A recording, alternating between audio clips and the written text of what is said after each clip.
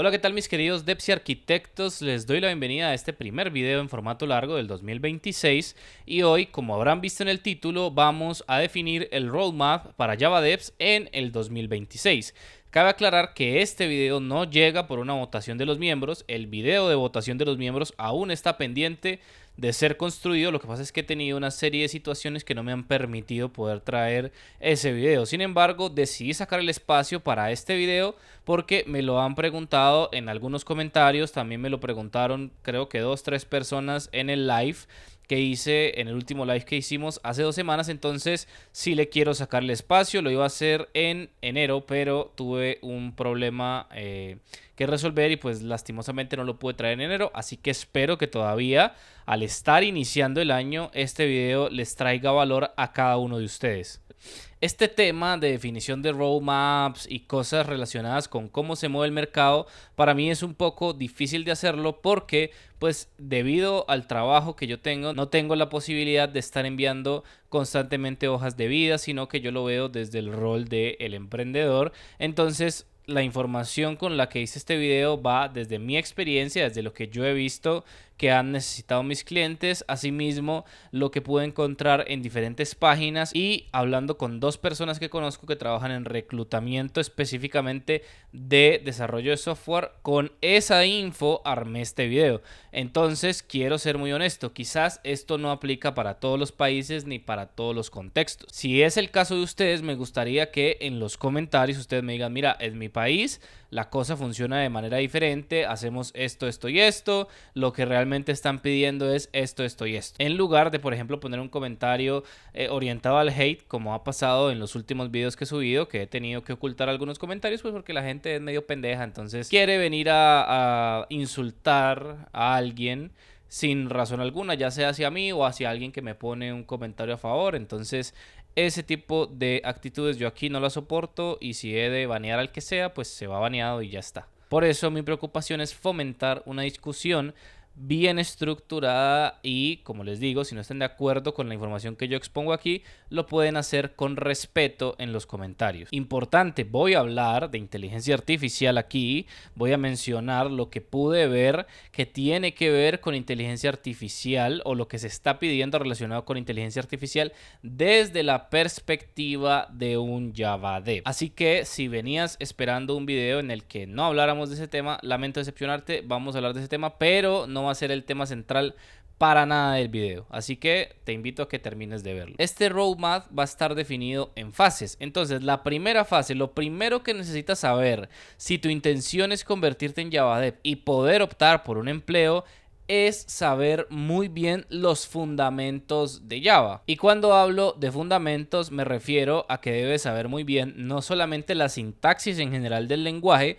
que es lo más fácil de aprender, sino los conceptos. Por ejemplo, tienes que saber muy bien sobre tipos, tienes que saber muy bien sobre referencias, tienes que entender conceptos como mutabilidad e inmutabilidad. Tienes que aprender para qué y por qué se usa el equals y el hash code en Java y cuándo no debería usarse o las implicaciones que tiene su uso. Ojo, esto es fundamentos. Lastimosamente yo he visto que muchos devs que ya han trabajado en Java no tienen bien estos fundamentos. Puede ser que hay cosas que tú no domines y aún así logres conseguir un empleo, pero el dominar los conceptos que yo te estoy diciendo en este momento te aumenta las probabilidades de poder convertirte en un Java Dev. Con empleo, por supuesto. Debes aprender acerca de las colecciones y cuándo usar cada colección. Estos son básicamente todas las clases que hereden de list y las clases que heredan de map. Sobre todo son las que más vas a necesitar utilizar, y también los sets. Esas tres, a grandes rasgos, son las que más vas a necesitar utilizar y las que más te van a preguntar en diferentes entrevistas, sin importar si es una empresa de tu país, una empresa extranjera, etcétera. Esos 3 tipos de colecciones necesitas saber cuándo utilizar cada una, porque cada una de ellas tiene un propósito distinto. Debes aprender acerca de las excepciones en Java. ¿Cuáles son las excepciones checked? cuáles son las excepciones unchecked, y aunque en otros lenguajes no se utilice, en Java es muy común lanzar excepciones para controlar el flujo del programa. De hecho, tengo toda una serie de videos, un mini curso de manejo de excepciones en Java que te invito a que veas. Te voy a dejar el link en la descripción y también te va a aparecer aquí en pantalla en este momento información acerca de ese curso. Uno de esos videos habla de por qué en Java se hace esto con un contexto histórico que puede resultarte bastante interesante. Adicionalmente, tienes que saber acerca de los streams. Ya en 2026 no se puede programar sin streams. Casi nadie utiliza una versión inferior a Java 8. Hay algunos contextos como empresas, por ejemplo, de salud en mi país o bancos que pueden estar en versiones anteriores del lenguaje, pero el común denominador siempre preguntan que, por ejemplo, que por lo menos tenga Java 8, y en la investigación que yo hice se pedía mínimo Java 11, lo que implica que también tienes que conocer otros conceptos como var, optional, los mismos streams como te los mencioné y diferentes cambios que han venido en estas versiones del lenguaje. ¿Cómo haces para aprender eso? Te vas al sitio web que aparece en pantalla en este momento y descargas mi ebook que tiene los cambios más importantes de Java 8 a Java 25, y con eso estás blindado para un montón de entrevistas de trabajo. El ebook es completamente gratuito. Tienes que aprender acerca de concurrencia y paralelismo. Aunque esos conceptos no estén usados por nosotros de forma programática con regularidad, porque generalmente los frameworks lo hacen por ti, sí debes conocer su funcionamiento, y para eso tengo un video que dura como 40 minutos en donde te explico concurrencia y paralelismo con ejemplos prácticos bastante claros. Ese video te puede servir mucho para dominar estos dos conceptos. Ojo, esto yo vi que no lo piden en todo lado, solamente encontré 3 ofertas de las más de 20 ofertas que analicé para poder hacer este video, y preguntándolo con la gente de Recruiter que conozco, también me dijeron que era un concepto que no se pedía mucho, pero que siempre lo podían considerar como un plus. Si tú vas a entrar a una posición de junior, muy junior, seguramente no te vayan a pedir ese concepto.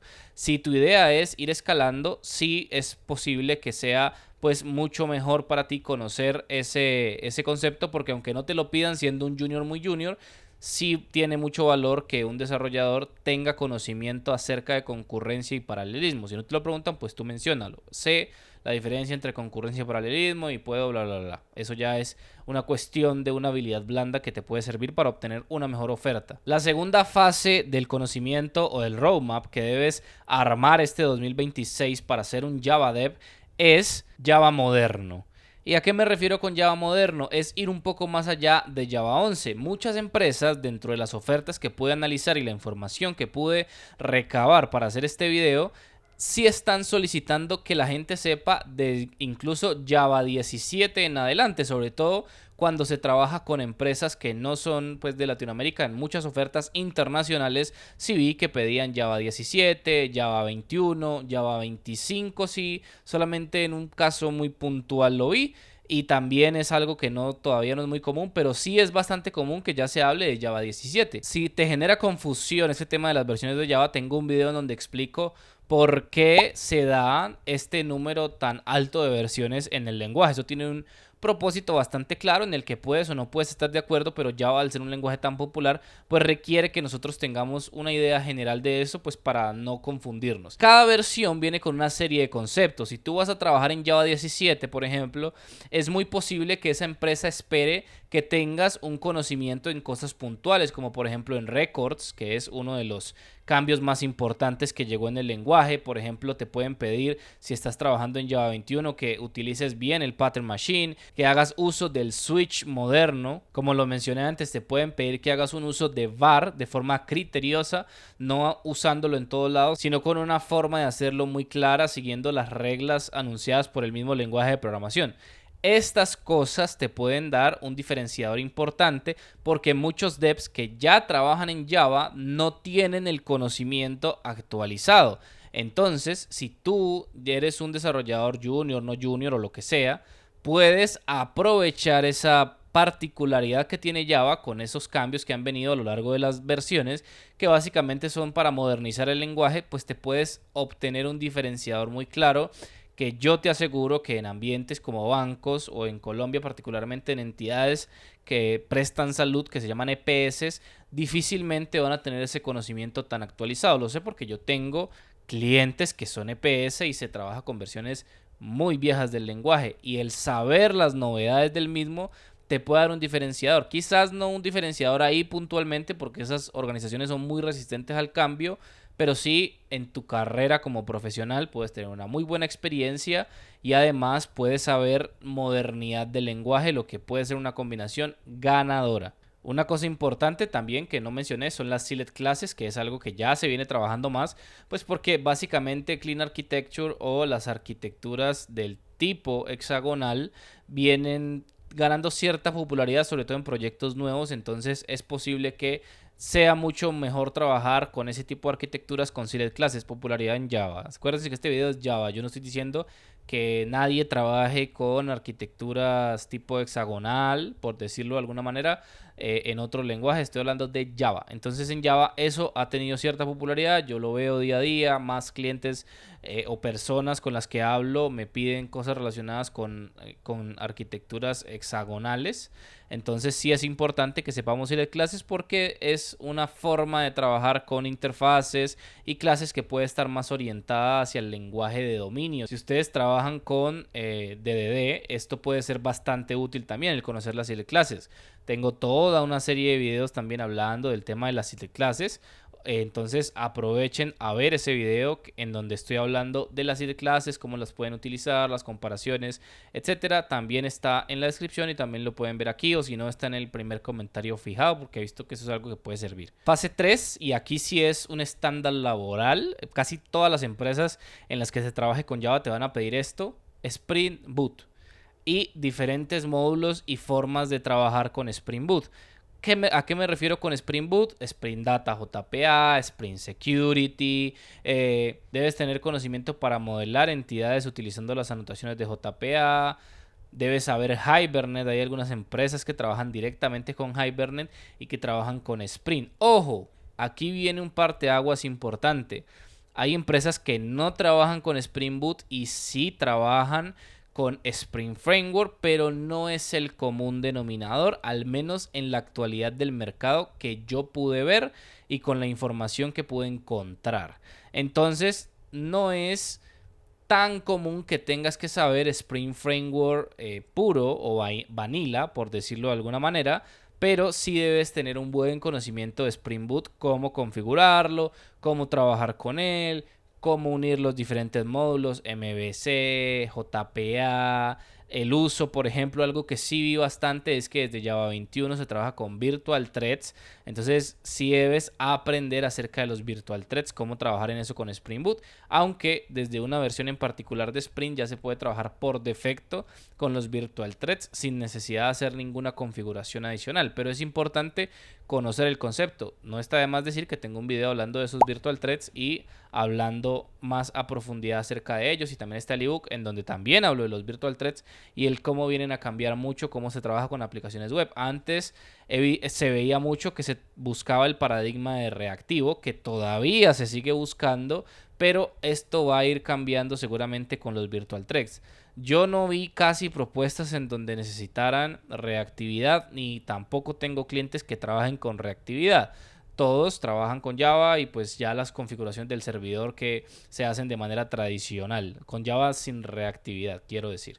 Entonces es importante que aprendas a dominar Spring Boot con los módulos estándar, que son Spring MVC o Spring Web, perdón, JPA, Security, y con eso ya puedes tener un paradigma bastante sólido. A eso le podemos agregar DevTools y le podemos agregar Actuator, que son unas... Actuator nos da estadísticas básicas como por ejemplo si la aplicación está disponible, cuántos endpoints tenemos, ese tipo de cosas. Y DevTools nos ayuda para tener, por ejemplo, hot reload, que si haces un cambio se refresca automáticamente el contexto de Spring, etcétera. Pero digamos que no es tan necesario saberlo a profundidad. De hecho, en muchas empresas, como en las que yo he tenido la oportunidad de trabajar, ellos se encargan de la configuración de este tipo de métricas y cosas por fuera del framework.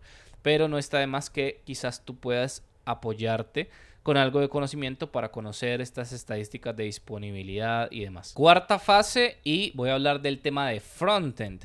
¿A qué me refiero con el frontend? Casi todas las ofertas laborales que vi relacionadas con Spring Boot y Spring Framework en general pedían también conocimiento particularmente de Angular y de React.js, pero con mucha diferencia de Angular. Saber acerca de las nuevas versiones de Angular, entender cómo se trabaja desde el frontend, no subestimar el trabajo desde el frontend, porque el frontend tiene su complejidad, al igual que la tiene el backend, solo que son fuentes de complejidad distintas. Sin embargo, sí es cierto que no te van a pedir ser un experto en UX, no te van a pedir ser un experto en UI.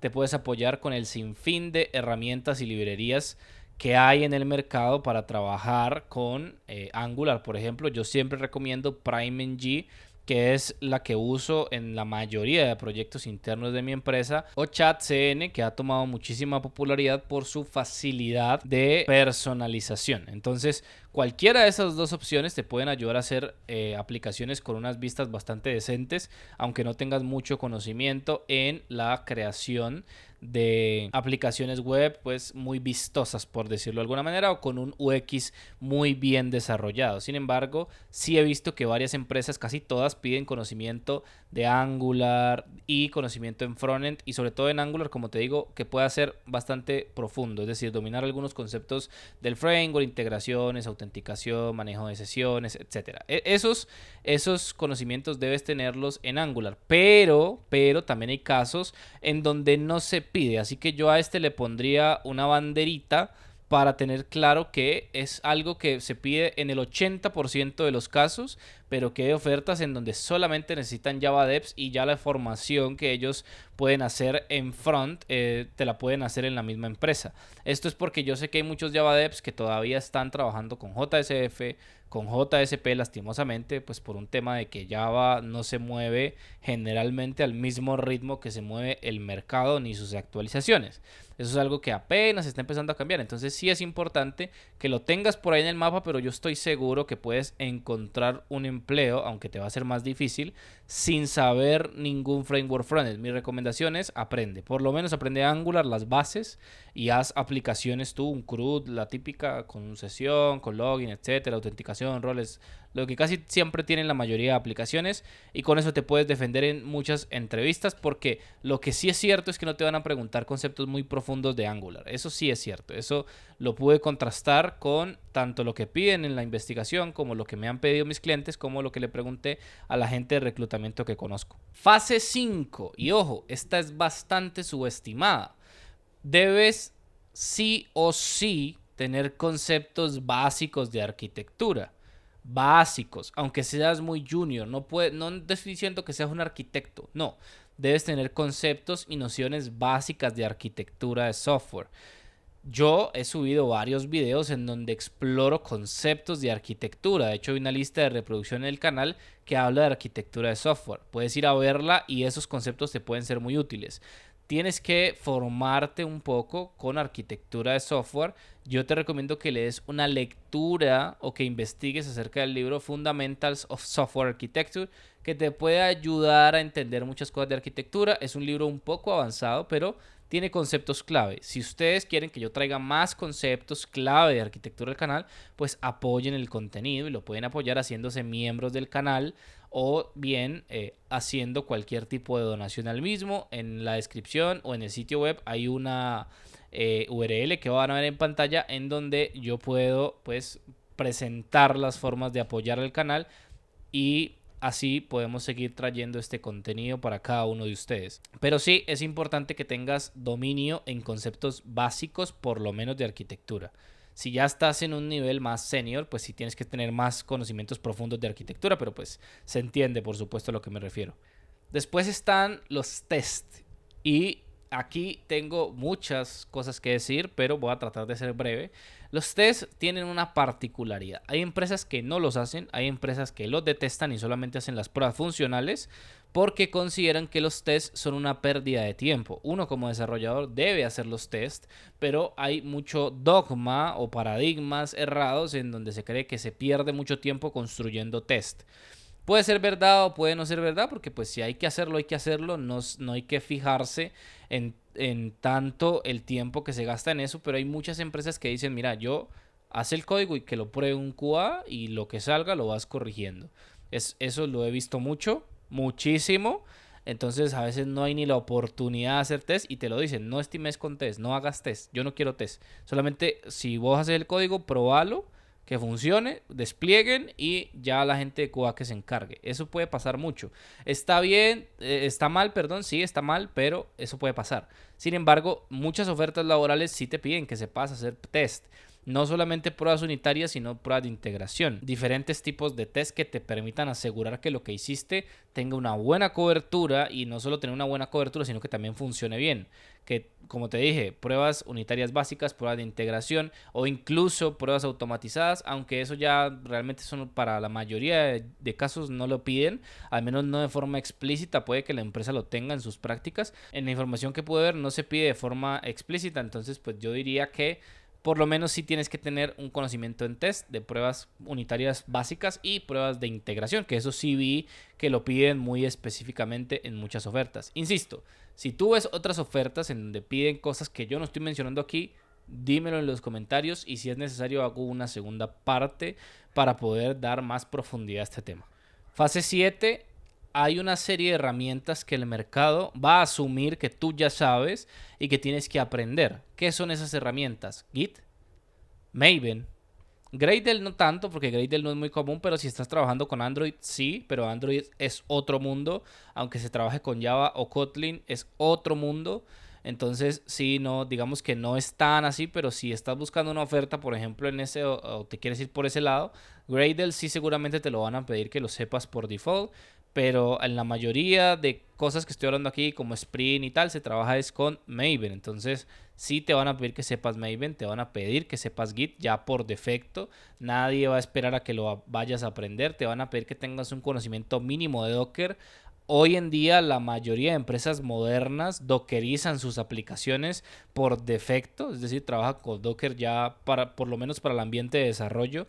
Tienes que saber acerca de diferentes estrategias de log, es decir, cómo se puede loguear, ya sea lastimosamente en la base de datos, que es lo menos común, por decirlo así. Digo lastimosamente, pues porque en mi experiencia loguear en base de datos es más los problemas que genera que lo que quita. O sea, eso es cargar la base de datos con información innecesaria. Si se trabaja en la nube, pues ya hay una serie de herramientas que tienen la mayoría de nubes. Por ejemplo, en Google está Cloud Logging, que te permite hacer un montón de cosas para personalizar tus logs, verlos. Después les puedes hacer tratamiento con BigQuery. Bueno, eso ya es otro tema, pero sí tienes que saber acerca de log y la importancia de escribirlos, saber leerlos, no solamente escribirlos, porque las excepciones en Java se leen en cierto orden y tienes que tener un conocimiento por lo menos general de SQL, tirando a medio, porque muchas empresas todavía trabajan con procedimientos almacenados. Esos procedimientos almacenados tienen cierta lógica, porque a veces es más fácil trabajar directamente en las bases de datos con la data para moldearla y hacer cosas que ponerse a hacer improvisaciones con colecciones en Java, que eso la verdad no es el deber ser. Hay cosas que están en la base de datos y que está bien que estén en la base de datos. Entonces sí tienes que tener un dominio general de base de datos. Yo te diría que te vayas por Postgres, que es la base de datos más popular actualmente para trabajar con Java. En la mayoría de ofertas vi eso. Ya pues hay otros casos que te piden SQL Server o cosas así, pero pues eso ya son requerimientos demasiado específicos. La mayoría de ofertas que vi y en la mayoría de cosas que yo puedo trabajar siempre son Postgres Java, Postgres Java. Rara vez se trabaja con MySQL. Por alguna razón MySQL está como más relacionado con PHP. Es un tema de stacks, que ustedes saben que las tecnologías tienden a tener estas tendencias a los stacks. El stack MERN, ese tipo de cosas es a lo que me refiero. Lo que se hacía antes con SAMP o como le digan, o LAMP, como le digan ustedes. Entonces, eso mismo se hace en Java, pero he visto que se hace mucho con Postgres. Así que mi recomendación es que aprendas nivel medio o básico medio acerca de Postgres por si te toca tocar algún procedimiento almacenado. También es cierto que muchas empresas que tienen esa lógica tan fuerte en base de datos ya tienen gente que sabe y tú nada más tienes que llamar los procedimientos almacenados, pero siempre es bueno estar preparado. Te pueden hacer preguntas. Vi varias ofertas en donde te piden conocer cosas de Postgres como procedimientos almacenados, como ya lo dije antes, funciones, etcétera. Entonces sí es importante que lo tengas por ahí para tu roadmap en este 2026. Voy a entrar en un punto que es la fase 8, que son los soft skills. Esto ya depende de muchas cosas. Aquí yo no soy un promotor de que todo el mundo tenga que ser un líder, ni que todo el mundo tenga que querer hablar. Yo sé que hay diferentes personalidades. He trabajado con personas que tienen personalidades muy distintas, muy reprimidas y que aún así son grandes desarrolladores, y al final eso debería ser lo más importante. Pero sí es cierto que en la industria en general hay una especie de búsqueda de personas que tengan buenas habilidades de comunicación, no solamente con técnicos, sino entre clientes, por decirlo de alguna manera. Así que si tú tienes esas habilidades de comunicación, vas a tener una ventaja siempre que tengas también un buen conocimiento técnico. La verdad es que incluso a veces puede que no tenga ni tan buen conocimiento técnico, pero si tienes buenos soft skills, pues puede ponerte por encima de alguien que tiene un mejor conocimiento técnico que tú. Porque la empresa asume que puedes trabajar mejor en equipo, etcétera, que está mal, pero es lo que pasa en el mercado. Entonces te puede ayudar con eso. Yo he trabajado con gente que casi no habla, gente que si le toca hablar en público se rascan o se tapan o se ven raros, por decirlo de alguna manera, pero pues es parte de su personalidad.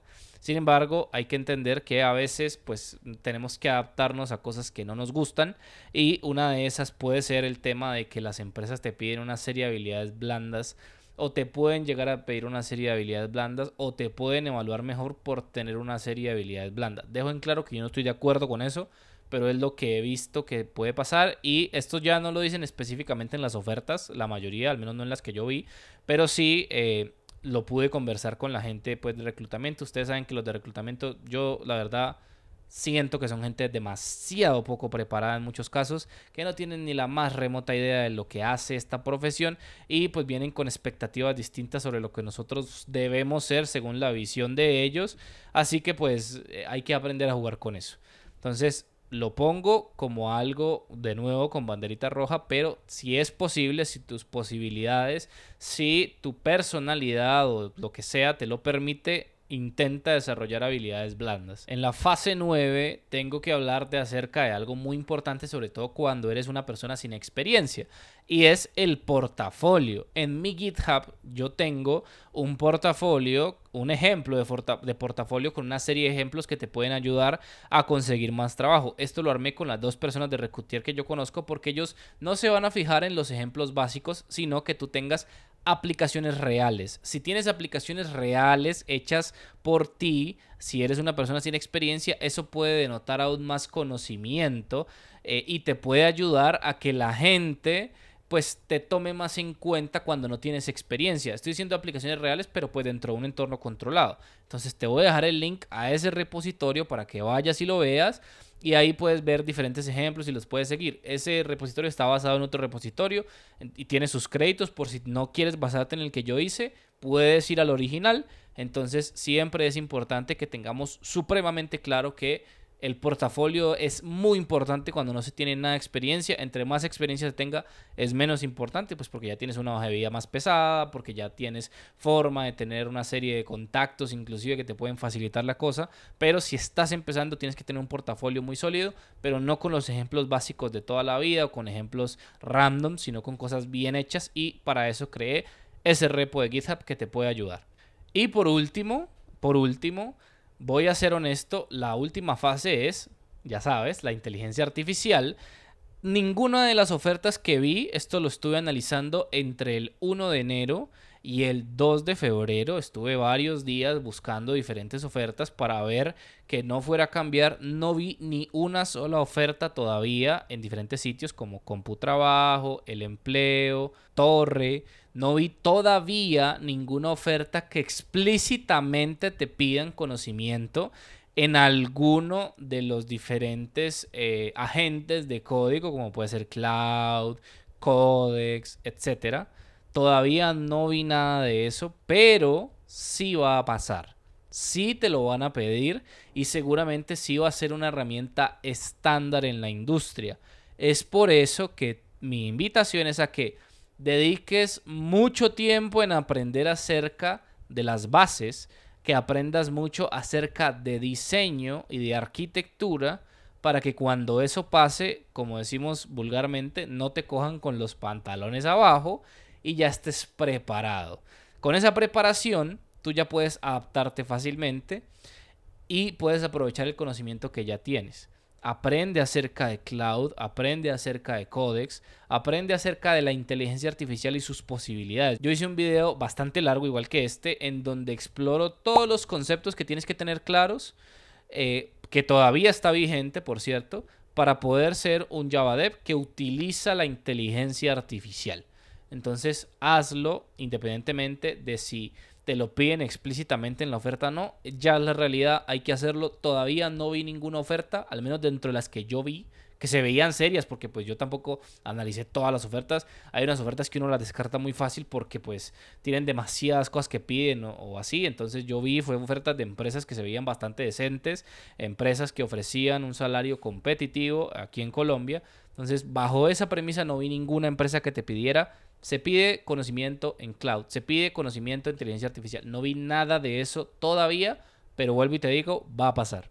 Entonces, prepárate para saber eso. Ahí está el video en donde hablo de inteligencia artificial. Ahí tienes los recursos que yo te puedo dar y pues en internet hay creadores mucho mejores que yo, mucho más grandes, que tienen mucho más conocimiento y que te pueden ayudar mucho más a entender cómo funciona la inteligencia artificial y a llevarlo pues a la práctica. Solo que yo hice ese video orientado a Java Devs y que por eso hice este video también, para que no fuera a pasar o no se fuera a desactualizar ese conocimiento, y por eso es que este video también existe. Ya con esas fases claras, tienes que empezar a hacerlo. Yo estoy seguro que no vas a estar en la fase 1 muy seguramente, ya puedes haberte adelantado en varias fases. Ese es el consejo que yo te doy, lo estuve analizando, lo estuve viendo con diferentes fuentes, como te habrás podido dar cuenta, y creo que se pudo crear algo bastante decente, bastante sólido. Mi invitación es a que empieces con esas fases lo más pronto posible. Si tienes alguna duda, te leo en los comentarios. Si quieres apoyar a este canal, ahí está el botón de unirse, el botón de gracias, las otras maneras de hacerlo a través de los links de afiliados, que me puedes también apoyar bastante, porque pues esa gente me paga una comisión por lo que yo pueda vender a través de esos links, por decirlo de alguna manera. Y ya sabes que en el stream del jueves voy a estar haciendo el sorteo de la primera licencia de JetBrains. Eso lo hago no basado en ningún concurso ni nada, sino en la gente que yo veo que participa constantemente en mi contenido, los miembros del canal y otra gente. Por allá atrás está mi perro, salúdenlo, Mateo se llama, también le digo Gon. Entonces pues eso es todo. Muchas gracias por haber visto este video hasta el final. Te agradezco por dedicar el tiempo a ver mi contenido y te agradezco mucho por estar aquí y llegar hasta el final. Muchas gracias. Nos vemos el jueves en el stream. Te habló Jordi Andrés Rodríguez y hasta la próxima, mi querido developer.